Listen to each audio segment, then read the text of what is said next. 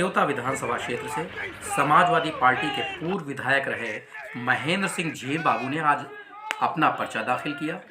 पुराने अंदाज में ट्रैक्टर ट्राली से पहुंचे झील बाबू के साथ उनके समर्थक भी थे। इन्होंने स्टार इंडिया लाइव से बातचीत की, उन मामलों को भी बताया जो इस समय खासी सुर्खियों में है। सेवता विधानसभा से समाजवादी पार्टी के प्रत्याशी झील बाबू से हम बात करेंगे।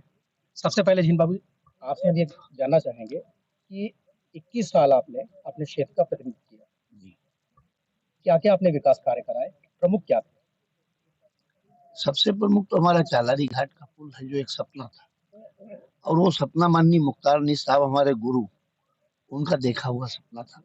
पद यात्रा की थी हम लोगों ने उस चालारी घाट के पुल के लिए, और वो 350 करोड़ रुपए की लागत का चालारी घाट का पुल हमारी समाजवादी पार्टी की सरकार में माननीय राष्ट्रीय अध्यक्ष जी अखिलेश यादव जी और माननीय नेताजी के आशीर्वाद से और शिवपाल जी के सहयोग से वो चालारी घाट का पुल आज खड़ा हुआ है, जो 2 जिलों को ही नहीं बल्कि 2 देशों को जोड़ने का काम करता है।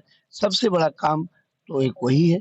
दूसरा, एल्गिन ब्रिज से लेकर और चालारी घाट तक जो बाढ़ की सबसे बड़ी समस्या थी, उसमें बांध का निर्माण जो हुआ है, उस बांध निर्माण से बहुत राहत बाढ़ पीड़ित लोगों को मिली है। आगे भी सरकार बनने पर उसको कराया जाएगा।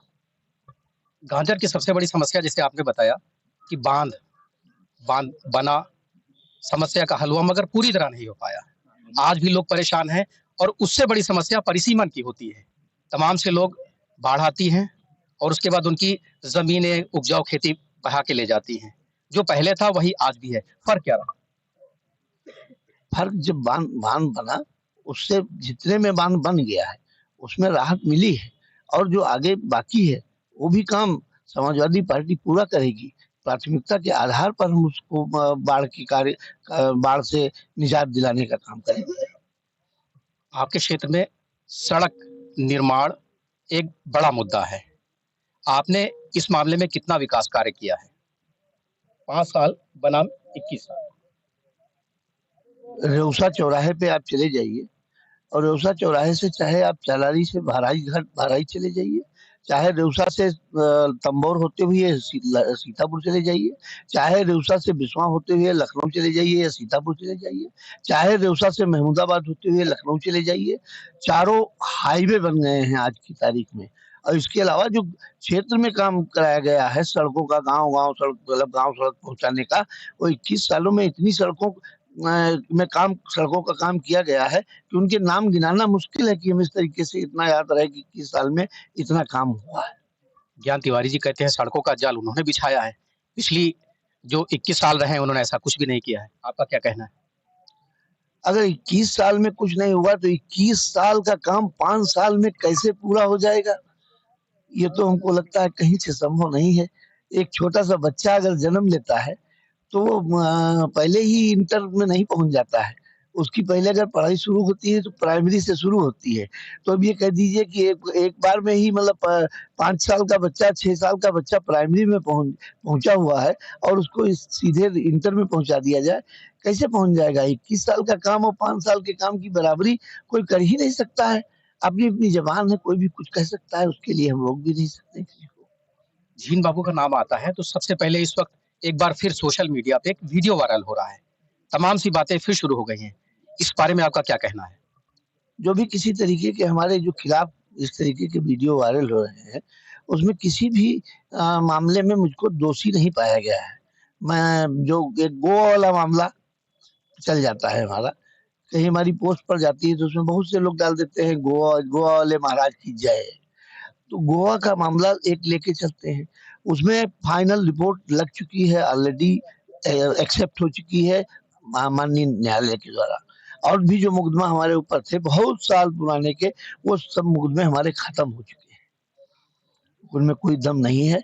अब कहने को कोई भी चीज हो दिखा दी जाए, और जहां जाया जाता है, माननीय अटल जी हमारे सबसे आदरणीय, मतलब भले वो भारतीय जनता पार्टी के नेता थे और हम दूसरे दल में थे, लेकिन एक अच्छे व्यक्ति को अच्छा व्यक्ति कहना बुरी बात नहीं है। वो भी हर साल 1 महीना गोवा रहकर आते थे। तो क्या मैं 4 दिन के लिए चला गया तो उसमें साजिश रच दी गई हमारे साथ में, तो हम दोषी नहीं हो गए और अदालत ने हमको पुलिस ने ही बरी कर दिया और फाइनल रिपोर्ट लगा दी। माननीय न्यायालय ने हमको मुक्त कर दिया। इस बार चुनावी मुद्दा क्या है आपका और जनता के बीच क्या लेकर आए हैं? इस बार सबसे पहला मुद्दा तो हमारा बाढ़ ही का है कि बाढ़ से कैसे निजात दिलाई जाए, इसके लिए एक कोई प्लानिंग करके और उसके बाद में काम किया जाएगा। फिर हमारा मुद्दा दूसरा है जो तहसील का जो अधूरा है पड़ा है, वो हमने शुरू करा दिया था। कागज सब पहुंच चुके हैं, रेवेन्यू विभाग में है। कैबिनेट बैठक में नहीं पहुंच पाया, सरकार चली गई थी, उसको पूरा कराएंगे। और डिग्री कॉलेज, इंटर कॉलेज खोलने का सपना था, उसके लिए हम प्रयास करेंगे कि डिग्री कॉलेज और इंटर कॉलेज खुल जाए हमारे यहाँ। और इसी तरीके के और भी जो काम होंगे हमारे है वो सब कराएंगे पूरे। ज्ञान तिवारी का एक आरोप है कि आपके कार्यकाल में अराजकता बहुत रही, आपराधिक घटनाएं रही। आपका इस बारे में क्या कहना है? अब ऐसा तो कोई हमारी समझ में तो नहीं है कि अराजकता का माहौल तो इन 5 सालों में रहा है। मैं आपके पास लाइन खड़ी कर दूंगा उन नौजवानों की जो पढ़ने लिखने वाले बच्चे हैं, जिन पर झूठे मुकदमे कायम करके और जबरन उनको जेल भिजवाने का काम किया गया। उनके परिवार में मतलब उनके जो लड़की एक थी, प्रधान थी हमारे यहाँ की, वहाँ की उसको मतलब जेल भिजवाने की कोशिश की गई, तो माननीय न्यायालय ने उसमें राहत दी, तब जाकर वो लड़की बच पाई। ये तो महिला का सम्मान उनका है। इस तरीके के आपराधिक मामले तो वो कर रहे हैं जो आज की मौजूदा सरकार में है, और मौजूदा सरकार आज की है। आपराधिक मामले हम लोगों के जमाने में कभी ऐसे इस तरीके के नहीं हुए हैं, ना हम लोगों ने कभी किसी पर मुकदमा कायम करवाया है। तो आपने अभी जीन बाबू से बात सुनी, सीतापुर से स्टार इंडिया लाइव के लिए जिशान कदीर के साथ पुष्पेंद्र सिंह की।